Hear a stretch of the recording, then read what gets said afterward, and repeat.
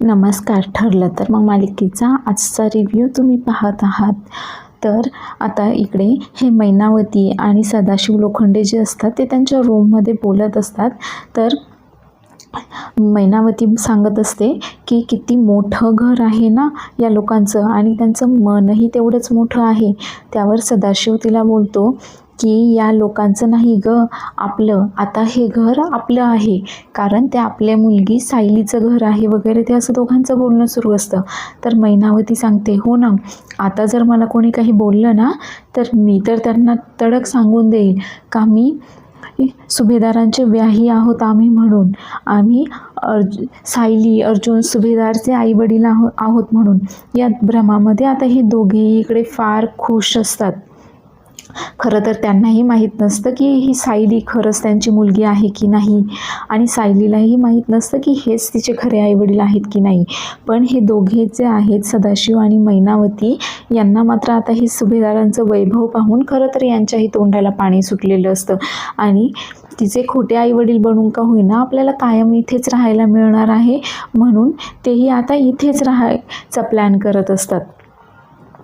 तर आता हा अश्विन जो असतो तो तन्वीला विचारत असतो, अगं हे काय चाललंय आपल्या घरामध्ये, कोण माणसं आली आहेत ते, आणि दादा त्यांना असं डायरेक्ट कसं काय घरामध्ये राहायला घेऊन येऊ शकतो वगैरे. त्यावर तन्वी सांगते की अरे ते तर सायलीचे आई बाबा आहेत. हो ना, काहीच कळत नाही आहे की त्यांना असं अर्जुनने डायरेक्ट घरात राहायला वगैरे कसा काय घेऊन आला. त्यावर अर्जुन बोलतो की मला तर संशयच येतोय की ते खरंच ते सायलीचे आई बाबा आहेत का. पण आता मात्र हे ऐकल्यानंतर तन्वी फार जास्त घाबरून जाते. तर आता अर्जुन इकडे सायलीला बोलत असतो की मला तर वाटलं होतं की तू आज इकडे झोपायला येणारच नाहीस, तू आज रात्रभर तुझ्या आईबाबांशीच गप्पा मारत बसशील. त्यावर सायली बोलते की हो ना, मलाही तेच करायचं होतं, पण उगाच माझ्यामुळे त्यांना त्रास नको म्हणून मग मी त्यांना आराम करायला सांगितलं आणि इकडे निघून आले. तसंही आता ते इथेच राहणार आहेत म्हटल्यानंतर भरपूर दिवस आहेत की त्यांच्यासोबत गप्पा मारायला वगैरे. व ती अर्जुनला सांगत असते की मी आता उद्या त्यांना मधुभाऊंना भेटायला घेऊन जाणार आहे, कुसुमताईलाही इथे बोलावते, आश्रमातही घेऊन जाते त्यांना वगैरे, असं ती सांगत असते. त्यावर अर्जुन बोलतो की बस आता उद्या सांग ते सगळं, भरपूर उद्या करायचं आहे ना ते सगळं, पण आता आधी झोपून घे. आता ते दोघेही झोपायला जातात, पण सायलीला मात्र काही झोपच येत नसते. सायली मात्र सारखी या कुशीवरून त्या कुशीवर असं तिचं सुरू असतं, आणि तिच्यामुळे अर्जुनलाही झोप येत नसते. तर आता अश्विन इकडे तन्वीला विचारत असतो की पण ते खरंच सायलीचे आईवडील आहेत का, याचा काही पुरावा आहे का दादाकडे, की असंच त्यांना उचलून सायलीचे आईवडील म्हणून घेऊन आलाय वगैरे. त्यावर तन्वी त्याला सांगते की अरे तो जेव्हा त्यांच्याकडे गेला होता तेव्हा त्यांच्या घरामध्ये त्यांचा जुना फॅमिली फोटो लावला होता, आणि त्या फोटोमध्ये लहानपणीची सायलीसुद्धा होती, आणि तो फोटो पाहूनच तर अर्जुनने ओळखलं की ही सायली आहे आणि हे सायलीचे आईवडील आहेत म्हणून. आणि म्हणूनच तर तो त्यांना घरी घेऊन आला, आणि त्यानंतर सायली हरवली. जाऊ दे न, आपल्याला काय करायचं आहे, तसंही ते सायलीचेच आई वडील आहेत रे, असं ते अश्विनला समजावत असते. तर अश्विन बोलतो की हो ना, जाऊ देत, तसंही या घरामध्ये काय चाललेलं असतं ना काही कळत नाही, करू देत त्यांना काय करायचं आहे ते, मला उद्या लवकर हॉस्पिटलला जायचं आहे. तर तन्वी मात्र विचार करत असते की या बावळटला सुद्धा कळालं की ते सायलीचेच आई वडील नाही आहेत वगैरे, मला लवकरात लवकर काहीतरी करायलाच पाहिजे. तर आता इकडे सायलीला झोप येत नसते, आणि त्यामुळे अर्जुनलाही झोप येईना, आणि त्यामुळे अर्जुन आता जागा होतो आणि तो सायलीलाही उठवतो व बोलत असतो की बायको तुझं काय चाललं आहे. त्यावर सायली सांगते की मला आनंदच एवढा झाला आहे की आनंद पोटात मावत नाही आहे, त्यामुळे मला झोप येईना. त्यावर अर्जुन तिला सांगतो की तू झोप लवकर, नाहीतर मी तुला ओरडेल, आणि त्यानंतर दोघीही झोपी जातात. आता दुसऱ्या दिवशी सकाळी ही मैनावती आणि सदाशिव हे हॉलमध्ये आलेले असतात, आणि खरं तर दोघांनाही फार भूक लागलेली असते. ते इकडे तिकडे पाहतात कोणी आहे का, कोणी त्यांना नाश्ता वगैरे देईन का, पण खरं तर हॉलमध्ये तिथे कोणीही नसतं, आणि हे दोघं हाच विचार करत असतात, आणि ते हॉलमधले एक एक गोष्ट ते निरखून पाहत असतात व बोलत असतात की सगळ्याच गोष्टी कशा क्वालिटीच्या वगैरे आहेत तिथे वगैरे, असं त्यांचं बोलणं चाललेलं असतं. आणि तेवढ्यातच तन्वी किचनमध्ये जाताना त्या मैनावतीला दिसते. तर मैनावती आता तिला आवाज देऊन थांबवते की नेहमीप्रमाणे की ए पोरी कुठे चालली आहेस तू, इकडे ये, इकडे ये, अशी माझ्यासमोर ये. आता मात्र मैनावतीने असा आवाज दिल्यानंतर तन्वी फार जास्त चिडून जाते आणि ती रागारागातच ते मैनावतीसमोर येते आणि तिला बोलते की काय काय आवाज दिलात मला, माझं नाव काही पोरगी बिरगी नाही आहे, मला जर बोलायचं असेल तर माझं नाव घेऊन बोलायचं, माझं नाव तन्वी आहे, समजलं का, आणि मी काही तुमची मुलगी वगैरे नाही आहे माझ्याशी असं बोलायला, तुमची मुलगी ती सायली आहे, त्यामुळे त्या सायलीला सांगायचं तुम्हाला जे काही बोलायचं आहे वगैरे, असं आता ती मैनावतीला ओरडत असते. आता यामुळे सदाशिव आणि मैनावती खरं तर दोघेही या तन्वीवर फार चिडलेले असतात. तर सदाशिव तिला बोलतो की अगं बस, किती चिडतेस तू, अगं आम्हाला फक्त भूक लागली होती, इथे दुसरं कोणी दिसलं नाही म्हणून म्हटलं नाश्ता वगैरे द्यायला देईल का कोणी आम्हाला, तेवढ्यात तू दिसलीस आम्हाला म्हणून आम्ही तुला विचारत होतो. त्यावर आता तन्वी फार जास्त चिडते व बोलते का मी का देईल तुम्हाला नाश्ता, तुमची मुलगी तर ती सायली आहे ना, मग तिला सांगा ना तुम्हाला नाश्ता द्यायला, ती देईल तुम्हाला नाश्ता वगैरे, असा उद्धटपणा करून आता तन्वी त्यांच्याशी बोलत असते. तर हे सगळं काही जिन्यावरून येताना सायलीने ऐकलेलं असतं. सायली आता फार जास्त चिडते आणि तन्वीला आता ती जाब विचारत असते की तुझा उद्धटपणा जो आहे तो तुझ्याजवळच ठेवायचा, हे माझे आईबाबा आहेत, त्यामुळे माझ्या आईबाबांशी तू नीटच बोलायचंस, त्यांच्याशी नीटच वागायचंस. त्यावर तन्वी ही चिडते व सायलीला बोलते की तुझ्या आईबाबांनाही थोडीशी अक्कल शिकव वगैरे, त्यांनाही थोड्या 4 गोष्टी शिकव, त्यांनाही काहीतरी सल्ले दे. त्यावर आता सायली बोलते की हो देणारच आहे ना, त्यांनाही मी खूप लाख मोलाचा सल्ला देणार आहे. आणि ती आता तिच्या आईबाबांकडे पाहते व बोलते की आई बाबा, मी तुम्हाला सांगते की ही तन्वी आहे आणि हिच्याकडे अजिबातही लक्ष द्यायचं नाही, हिला दुर्लक्षित करायचं, जसं घरातील सर्व माणसं हिला दुर्लक्षित करतात ना, अगदी तसंच तुम्हालाही हिला दुर्लक्षित करायचं आहे. ही असाच उद्धटपणा करत असते घरामध्ये, त्यामुळे हिच्याकडे थोडंफारही तुम्ही लक्ष देऊ नका वगैरे, असं सायली आता ह्या मैनावती आणि सदाशिवला सांगते. तर त्यावर सदाशिव सांगतो की अगं पोरी, आम्हाला तर भूक लागली होती आणि म्हणून फक्त आम्ही हिला आवाज दिला तर ही भडकलीच आमच्यावर. त्यावर सायली सांगते की तुम्ही थांबा, मी आता तुमच्यासाठी गोडाचा शिरा बनवून आणते. तर मैनावती तिला सांगते की हो पण साजूक तुपातला बनव बरं का. त्यावर सायली सांगते की हो, आपल्याकडे घरी बनवलेलंच तूप वापरतात. आणि मग मैनावतीच्या मात्र तोंडाला अजून पाणी सुटतं आणि ती सायलीला सांगत असते की मस्त काजू बदाम वगैरे टाकून शिरा बनव आमच्यासाठी. तर सायली आता शिरा बनवण्यासाठी किचनमध्ये जाते.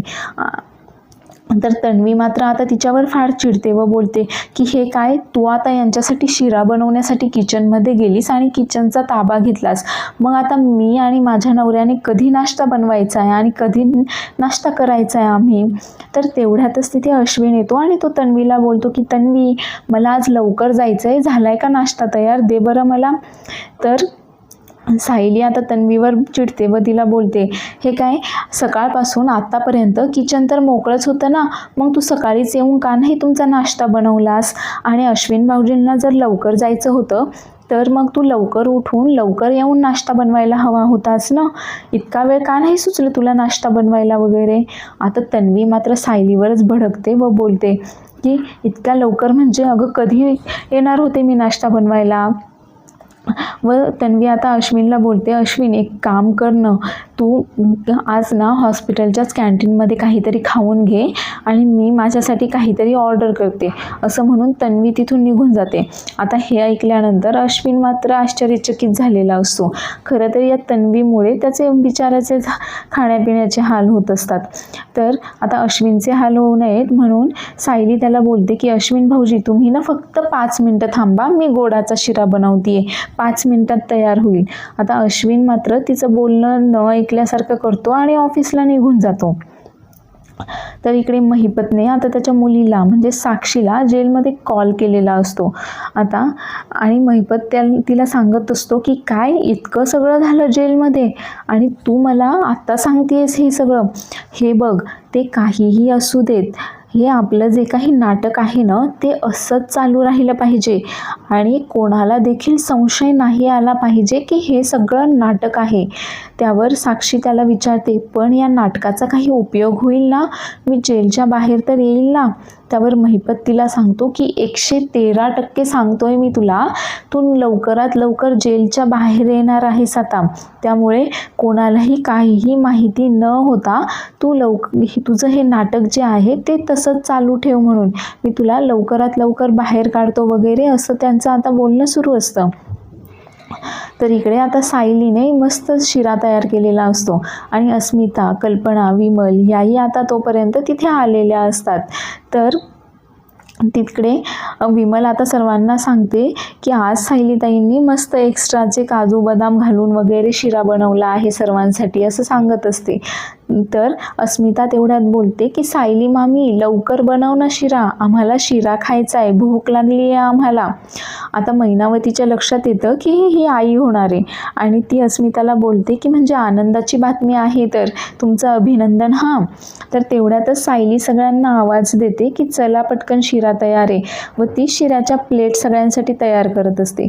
आता हे मैनावती आणि सदाशिव पटकन जातात आणि त्यांची प्लेट उचलून परत सोफ्यावर येऊन मांडी घालून बसतात आणि एकदम अधाशासारखे ते आता शिरा खात असतात. तर त्यांच्याकडे पाहून खरं तर सगळेच खूप अवाक होतात. तर इकडे आता ठरल्याप्रमाणे ही साक्षी आणि त्या जेलमध्ये अजून एक जी गुंडबाई आणून ठेवलेली असते, त्या दोघी आता ठरल्याप्रमाणे भांडण करायला सुरुवात करतात. त्या दोघी आता एकमेकींना मारत असतात, एकमेकींवर आरोप वगैरे करत असतात. हे सगळं सुरू असतं त्यांचं. आणि आता त्यांचा हा सगळा आवाज ऐकल्यानंतर तिकडून ते कदम कॉन्स्टेबल जे असतात ते येतात आणि ते मग एका लेडी कॉन्स्टेबलला बोलवतात आणि त्याच्यासोबत मग तिथले जेलर वगैरे जे असतात ते सगळेच तिथे येतात. आता ते लेडी कॉन्स्टेबल आता ते जेलचं दार उघडून आत जातात आणि त्या दोघींनाही आवरण्याचा प्रयत्न करत असतात. तर आता इकडे आता कल्पना सायलीला सांगत असते की अगं जाऊ देत, कदाचित त्यांना डायनिंग टेबलची सवय नाही आहे ना, म्हणून ते तिकडे जाऊन बसली आहेत, काही हरकत नाही, होईल त्यांनाही हळूहळू सवय, आपणही तिकडेच जाऊन बसूयात. तर ते आता सगळेच सोफ्यावर येऊन बसतात. पण तेवढ्यातच आता सदाशिव इतक्या घाई खात असतो की त्याला ठसका लागतो. आता सायली मात्र फार जास्त घाबरते, त्याला पाणी प्यायला देते व त्याला हवा घालत असते व बोलते की तुम्हाला मी कोमट पाणी करून देऊ का, की डॉक्टरांना बोलवू का वगैरे असं त्याचं सुरू असतं. तर मात्र थोड्या वेळात त्याला बरं वाटतं व तो सांगतो की मला फक्त ठसका गेला होता घाई खाल्ल्यामुळे, काय ना भूक लागली होती जास्त वगैरे. तर आता इकडे जेलमध्ये ह्या दोघींचं, साक्षीचं आणि त्या बाईचं खोटं भांडण सुरू असतं. आता या दोघींना शांत केल्यानंतर त्या परत ते जेलचा दरवाजा बंद करून जेलर वगैरे सगळे तिथून निघून जातात आणि सगळे निघून गेल्यानंतर या दोघी मात्र एकमेकींकडे पाहून मस्त हसत असतात, कारण त्यांचा प्लॅन तर त्यांच्या ठरल्याप्रमाणे व्यवस्थित सुरू असतो. तर सुभेदारांच्या घरी आता नेमकी एक पार्सलवाला तन्वीचं पार्सल घेऊन आलेला असतो आणि हॉलमध्ये कुणीही नसल्यामुळे सदाशिव आता ते पार्सल घेतो आणि त्यांना समजतं की हे पार्सल तर तन्वीचं आहे. पण ही मैनावती ती तर सांगते की हो, सकाळी कशी भडकली ती आपल्यावर, आता अजिबात तिला हे पार्सल द्यायचं नाही, राहिली तर राहू द्या उपाशी. पाहूयात तरी तिने काय ऑर्डर केलं आहे ते. आणि ती ते पार्सल ओपन करून पाहते तर तिने पास्ता ऑर्डर केलेला असतो आणि आता तिला मात्र तो पास्ता खाण्याचा मोह आवरता येत नाही आणि ती मस्तपैकी पास्ता खात असते आणि सदाशिवलाही बोलत असते की एक माणसाचं पार्सल 2 जणांना संपवायला कितीसा वेळ लागतोय, तुम्हीही घ्या खाऊन, खूप छान लागतंय हे वगैरे. मग मात्र सदाशिवच्याही तोंडाला पाणी सुटतं. तर तन्वी मात्र इकडे चेक करते तर तिला पार्सल डिलिव्हर दाखवत असतं. मग आता ती हॉलमध्ये येऊन आरडाओरडा करत असते. ती विमलला आवाज देते व पार्सलविषयी विचारते. तर विमल सांगते की मी तर मागच्या बागेत कपडे वाळत घालायला गेले होते, मला तर काही पार्सलबद्दल वगैरे माहीत नाही, मला बाकीची कामं आहेत. आणि तेवढ्यातच आता तन्वीचं लक्ष जे असतं ते या दोघांकडे जातं आणि पाहते तर काय, या दोघांनी तिचं पार्सल खाऊन टाकलेलं असतं आणि त्यामुळे ती त्या दोघांवर फार जास्त चिडून जाते व विचारत असते त्यांना की तुम्ही असं कसं काय माझं पार्सल खाऊन टाकलं वगैरे. त्यावर सदाशिव सांगतो की आता भुकेच्या वेळेला, जेवायच्या वेळेला काही समोर आलं तर आम्ही खाणारच ना, आणि आम्हाला काय माहिती ते तुझं पार्सल आहे वगैरे. आणि हा सगळा गोंधळ ऐकून आता सायली तिथे येते. तर सायली तन्वीला विचारते काय झालं. आता तन्वी मात्र फार चिडते व बोलते की बघ तुझ्या मॅनर्सलेस आईवडिलांनी काय केलं आहे. मी पार्सल मागवलं होतं आणि त्यांनी ते खाऊन टाकलं आहे कुठलाही विचार न करता. आता मी काय खाऊ, आणि तुम्ही सर्वांनी ठरवलं आहे का मला उपाशी मारायचं वगैरे. त्यावर सायली तिला सांगते का मी तुझ्यासाठी दुसरं पार्सल ऑर्डर करते, तू रूममध्ये जा.